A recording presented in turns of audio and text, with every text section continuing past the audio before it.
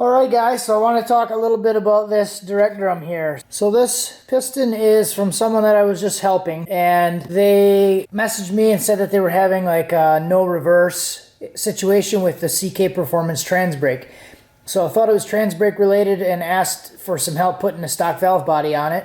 We ended up putting one of my old valve bodies with the HD2 plate on it, and it still had a very light reverse, like almost non-existent. So we went to go take it for a drive. It also didn't have third gear. So we pulled the transmission apart, and this is what we found. So this is a CK Performance piston, and this is just a aluminum piston. Nice deal if they work right. So I do have the lip seal removed right now, just so it's easier to get back in here. What we ended up finding when the piston is all the way down, the disc that was against the piston, and this is the actual steel that was down on the piston. You can see it's like kind of black. You can also see on the little tabs that there's some scoring lines on it. A little hard to see. There you go. You can see the scoring lines on the tab. So this one was down like this, and this is how we basically pulled it out. So if you look at this steel can actually rotate inside here when this is down all the way. So that's not supposed to rotate. That's supposed to be locked. The little tabs are supposed to be locked in the lugs on the drum. And that is only supposed to move in and out this way when it tries to apply. So what ended up happening is, what he said the symptoms were in the beginning was it worked a couple times, and then like 1 out of every 10 times he tried to use reverse, it would actually work. So that would make sense if you occasionally had the lugs in the right spot, and then it would rotate a little bit. So if these lugs rotate slightly out of position, it's basically blocking the piston from applying the drum. So that would make sense why, if this thing is rotating, why like 1 out of every 10 times you tried to use reverse, it would actually work. So another thing to mention, that this is also, because of the dovetail here, this is also a forward drum steel, which is fine if you want to alternate them, but this is a thinner steel. So now if we look at this one here, which I thought was interesting, this is a direct drum steel. If I put it in this way, it rotates. But if I flip it over, it locks slightly, just barely. So I took the rest of the steels here. These are all the ones that came out of the transmission. And you can basically see light through them, how warped they are. So this thing only had about a mile of driving on it. So the first time he went to go drive it on the road, I was with him. And now watch if I squeeze these together.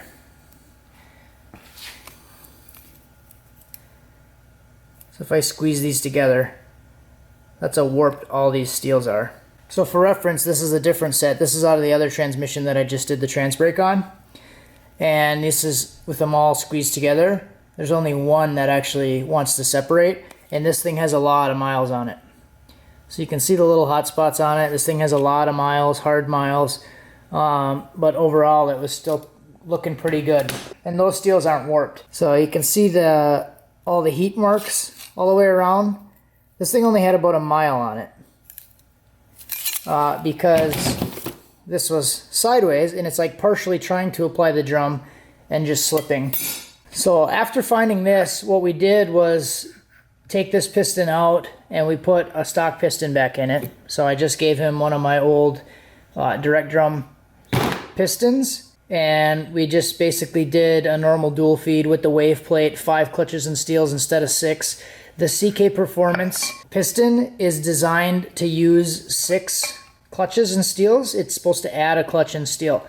So we talked to the original builder, and we asked him if there was any machine work done to the transmission, and he said yes, there was machine work. And what we're thinking is that they machined the piston to account for another clutch and steel when the kit already came clearanced to hold another clutch and steel without the wave plate. So I read through the CK Performance instructions, and the instructions say that this does come ready to hold an extra clutch and steel, so it'll have 6 in the direct drum, but the builder said that he did some machine work in here. So that little bit that was taken off must have been enough to just allow this thing to spin inside of here.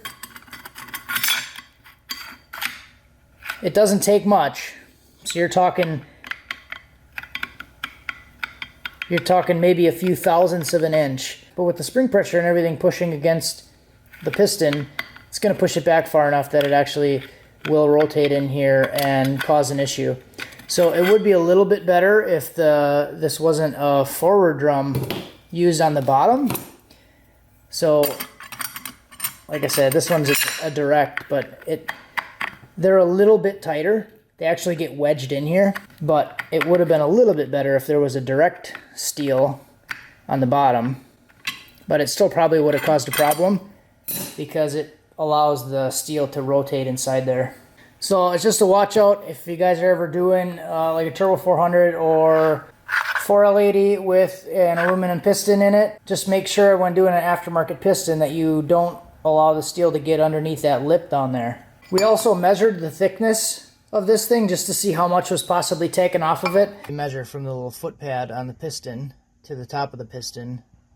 Shows about 0.553. So I think from reading, the lowest you want to go is like 600 thousandths or 660 thousandths, somewhere around there. So if you added 40 thousandths to that to get to 600 thousandths, it would be high enough that the steel wouldn't be able to get underneath that lip. So it looks like quite a bit was taken off, just based on some forum reading that we did. It looks like about 660 thousandths is kind of the area that it would need to be in.